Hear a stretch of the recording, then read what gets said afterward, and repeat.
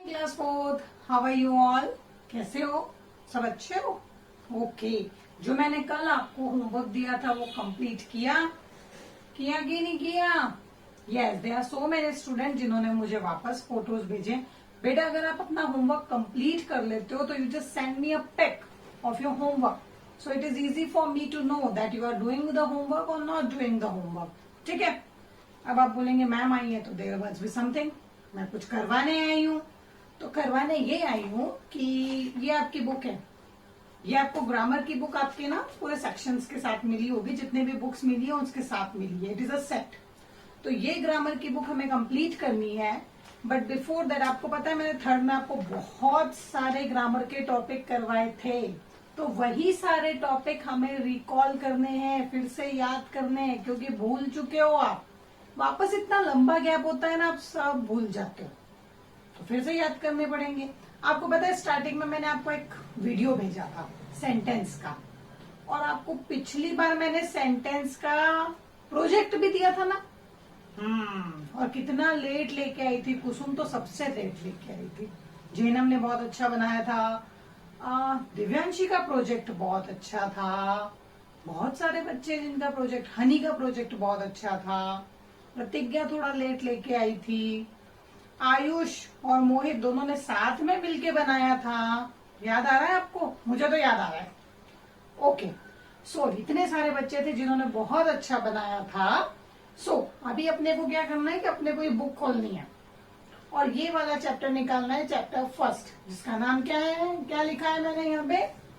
Sentences. Sentence नहीं लिखा है, सेंटेंसेस लिखा है। सेंटेंस को हिंदी में कहते हैं वाक्य, और यहाँ पे क्या लिखा है? बहुत सारे वाक्य, क्योंकि जिसके पीछे एस लग जाता है, एस ई एस मतलब एक से अधिक, तो ये एक से अधिक हो गए, मतलब हम यहाँ पे वाक्यों की बात करेंगे, वाक्य की नहीं, वाक्यों की, सेंटेंस की नहीं, सेंटेंसेस की बात करेंगे। क्या बोलते हैं?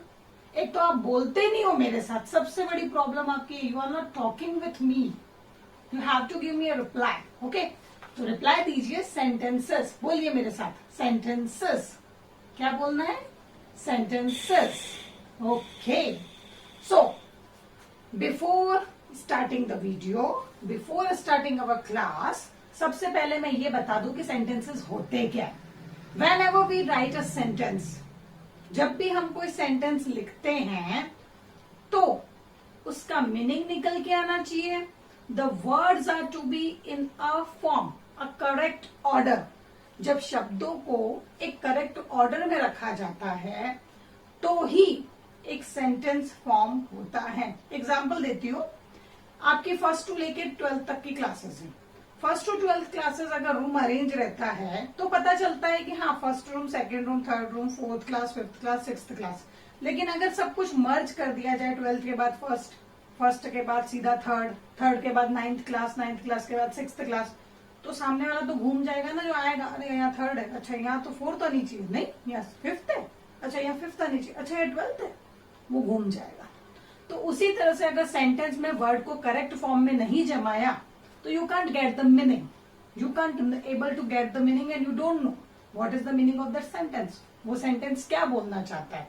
सो arranging the words in the correct form that make a sense, that is called sentence.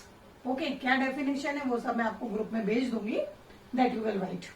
सो आपका पहला क्वेश्चन है, punctuate the sentence with the full stop, question mark, exclamation, identification, declarative, interrogative, exclamatory. कुछ भी चीजें लिखने से पहले, यहां फिल करने से पहले, जब आपको पता ही नहीं होगा कि मुझे फिल क्या करना है तो क्या फिल करोगे। अगर ये पूछा है वॉच आउट, ये किस टाइप का सेंटेंस है, तो उसके बारे में जानना पड़ेगा ना, कौन से टाइप का सेंटेंस है। तो आज हम लोग वो करते हैं ताकि आप अपनी एक्सरसाइज खुद अपने आप फिल कर सके। ओके, सो किड्स, अब हम हमारा पहला सेंटेंस देखते हैं, टाइप ऑफ सेंटेंस। तो पहला हमारा टाइप ऑफ सेंटेंस क्या है? पहला टाइप ऑफ सेंटेंस है डिक्लेरेटिव। क्या सेंटेंस है पहला? क्या सेंटेंस है पहला? The first sentence is, first type of sentence is declarative. क्या लिखना है आपको? क्या लिखना है? आपको लिखना है डिक्लेरेटिव। डिक्लेरेटिव सेंटेंसेस क्या होते हैं? डिक्लेरेटिव सेंटेंसेस वो सेंटेंसेस होते हैं जो स्टेटमेंट देते हैं। इनको स्टेटमेंट भी कहा जाता है। क्या कहा जाता है? स्टेटमेंट। और स्टेटमेंट का मतलब क्या होता है? डिक्लेरेटिव और स्टेटमेंट। स्टेटमेंट का मतलब ये होता है कि जब भी हम किसी चीज के बारे में बोले, कोई ऐसा वाक्य बोले जो बताता हो कि इसमें एक सच्चाई है, जो एक ट्रुथ हो, और आपने वो स्टेटमेंट कर दी और स्टेटमेंट बिल्कुल सही हो, उसे कहा जाता है declarative. Declarative word come from the word declaration. आपने क्या डिक्लेयर किया है? You are a boy, that is the declaration. वो सही है तो एक डिक्लेरेटिव सेंटेंस है। I am a teacher, that is a declaration sentence. Declarative sentences एक स्टेटमेंट है। ठीक है, आपके द्वारा बोला गया एक वाक्य जो सही हो, वो डिक्लेरेटिव सेंटेंस कहलाता है। The sentence you said and it really have the logic, it really have the sense, it really have the meaning, it is a statement done by you, that is called the statement. I have done my homework, that is the statement. ये statements आप समझ में आए? एक इसका example अगर मैं लेती हूं तो क्या एग्जाम्पल लिखूंगी मैं एग्जाम्पल लिखूंगी I am a boy। ये क्या हो गया? ये एक एग्जाम्पल है। किसका? डिक्लेरेटिव सेंटेंस का एक एग्जाम्पल है ये। ठीक है, अब हम क्या पढ़ेंगे? हम पढ़ेंगे इंट्रोगेटिव सेंटेंस। इंट्रोगेटिव सेंटेंस क्या होते हैं? वो सेंटेंसेस जिसमें क्वेश्चन किया जाता है। देखो, जितने भी डिक्लेरेटिव सेंटेंस होते हैं ना, उनके पीछे आता है फुल स्टॉप। स्टार्टिंग होती है कैपिटल लेटर से, पीछे आता है फुल स्टॉप। अब हम बात कर रहे हैं इंट्रोगेटिव। इसकी स्पेलिंग होती है इंट्रोगेटिव। लेकिन क्या होता है जब हम इंट्रोगेटिव बोलते हैं ना, तो आपको ऐसा लगेगा कि इंट्रोगेटिव में ट को हम लोग यूज कर रहे हैं बोलने में, लेकिन ऐसा नहीं। इंट्रो रो, आपको र के ऊपर स्ट्रेस देना है, र को जोर से बोलना है क्योंकि डबल आ रहता है। तो इंट्रोगेटिव सेंटेंस का साइन है, इसमें क्वेश्चन मार्क वाले सेंटेंसेस आते हैं जो क्वेश्चन पूछते हैं। कौन से सेंटेंस आते हैं? जो क्वेश्चन पूछते हैं। ठीक है, जैसे हु आर यू। ठीक है, ये आपने क्वेश्चन पूछा, हु आर यू, तो that is the interrogative sentences. ये दो सेंटेंस समझ में आए? Okay, now we are going up. अब नेक्स्ट सेंटेंस पे चलते हैं। अब जो हमारा नेक्स्ट सेंटेंस है that will be exclamatory sentence. कौन सा सेंटेंस होगा? Exclamatory sentence. अब एक्सक्लेमेटरी सेंटेंस जो होता है उसका भी एक साइन होता है। उसका साइन होता है ये एक्सक्लेमेशन का साइन है। ठीक है, आपने बहुत सी जगह देखा होगा। एक्सक्लेमेटरी सेंटेंस का मतलब होता है the sentence which surprise you. अब सरप्राइज यू का मतलब जो आपको थोड़ा सा सरप्राइज कर दे, जिसके अंदर फीलिंग आए, जिसके अंदर एक स्ट्रांग फीलिंग आए। किसी भी चीज को देख के जब हम अपनी एक फीलिंग देते हैं, एक स्ट्रांग फीलिंग आती है, एक सरप्राइज आता है, तब हम कहते हैं कि हाँ, ये जो सेंटेंस है ये एक्सक्लेमेटरी सेंटेंस है। अचानक किसी चीज को देख के सैड हो जाना, अचानक किसी चीज को देख के खुश हो जाना, the feeling comes out, that is called the exclamatory sentences. तो इसे कहा जाता है द स्ट्रॉन्ग फीलिंग सेंटेंस। कौन से सेंटेंस होते हैं ये? स्ट्रॉन्ग फीलिंग वाले। कौन से होते हैं ये? स्ट्रॉन्ग फीलिंग वाले सेंटेंस। ठीक है, अगर मैं स्ट्रॉन्ग फीलिंग वाले सेंटेंस की बात करूं तो मैं बोल सकती हूं कि आपके पीछे देखिए एक एग्जांपल है, बहुत अच्छा है वो। Hush, trend by sleeping. Hush, wow, ah, oh, ये सारे वर्ड्स किसके अंदर आ जाते हैं? अलास। तो ये सारे वर्ड्स किसके अंदर आते हैं? एक्सक्लेमेटरी के अंदर आते हैं। जैसे वाव, व्हाट अ कार।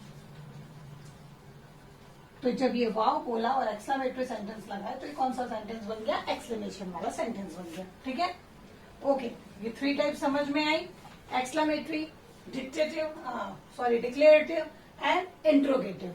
ठीक है, यहां तक समझ में आया। उसके बाद हम आगे बात करते हैं, पेज टर्न करिएगा। उसके बाद हम आगे बात करते हैं। आपका पेज नंबर है 12। ओके, पेज नंबर 12 पे चलते हैं। डिक्लेरेटिव सेंटेंस हो गया, इम्पेरेटिव सेंटेंस हो गया। अब हमने एक इम्पेरेटिव सेंटेंस के बारे में बात नहीं करी है। इम्पेरेटिव सेंटेंस क्या होते हैं? इम्पेरेटिव सेंटेंस वो होते हैं जो रिक्वेस्ट, कमांड या ऑर्डर ये लेते हैं। कौन से लेते हैं? इम्पेरेटिव सेंटेंस वो होते हैं जो क्या लेते हैं? Request,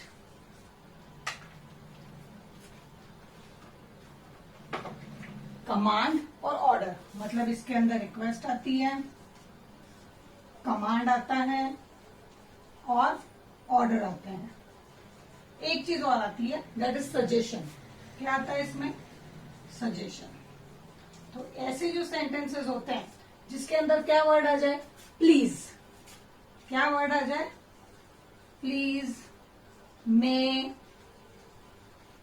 can. तो ये सारे जब आते हैं तो ये किसके अंदर आते हैं? इम्परेटिव सेंटेंस के अंदर से। जैसे मे आई कम इन, जब आप बोलते हो ना स्कूल में, रूम में आते हो तो मे आई कम इन जो वर्ड है, जो सेंटेंस है उसमें मे जो वर्ड है वो इम्पेरेटिव सेंटेंस का ही हिस्सा है। May I come in, can you help me, please give me a glass of water. So ये सारे क्या होगा? Imperative sentences. जब भी आप किसी सेंटेंस को किसमें चेंज करेंगे? नेगेटिव में। ये मैं आपको कितनी बार बता चुकी हूँ कि जब भी आप किसी सेंटेंस को नेगेटिव में चेंज करते हैं, हाँ को ना में अगर बदलना है तो उसमें ना ही तो लगाएंगे, और क्या लगाओगे? अगर हाँ को ना में बदलना है तो उसके लिए ना बोलना पड़ेगा। तो अगर किसी सेंटेंस को नेगेटिव में चेंज करना है तो क्या वर्ड यूज होता है? नॉट। नॉट कब यूज करते हैं? नेगेटिव सेंटेंसेस में हम नॉट वर्ड यूज करते हैं।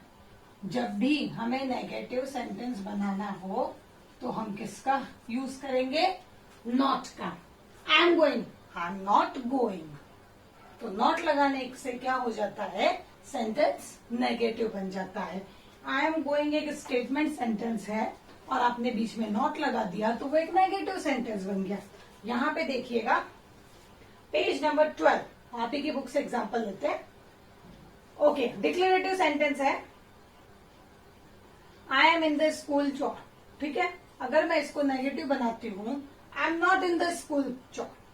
अगर मैं इसको इंट्रोगेटिव बनाती हूँ, क्वेश्चन वाला, ठीक है, अब कैसे बनाती हूँ ये भी मैं आपको समझाऊंगी। एक वीडियो अपन और बनाएंगे जिसमें आपको ये बताएंगे कि नेगेटिव और इंट्रोगेटिव सेंटेंसेस को कैसे बनाया जाता है।